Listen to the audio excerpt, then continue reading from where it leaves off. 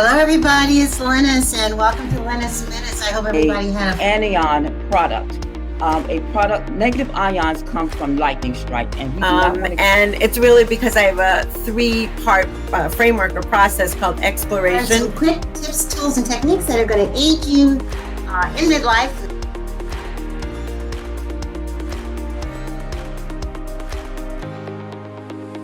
Okay, here's another one, and boy, do I need to listen to this one. Lighten your load. If you want to declutter and de-stress, declutter your mind, de-stress your mind, declutter your environment or whatever, lighten your load. Set your priorities. What's most important?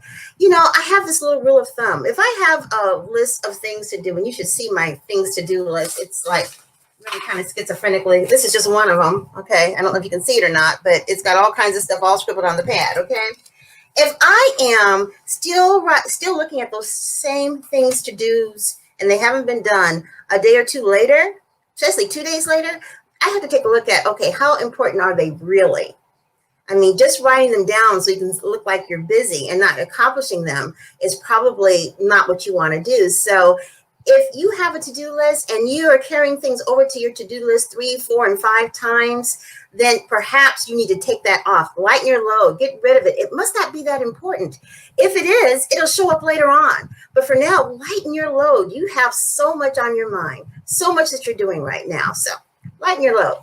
Another thing is, and this is one that maybe you'll need a little extra help on, is get centered.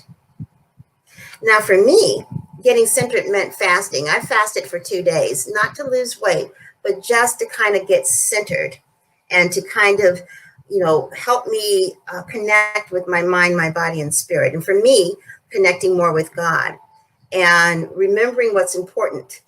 Sometimes one way to get centered is through journaling.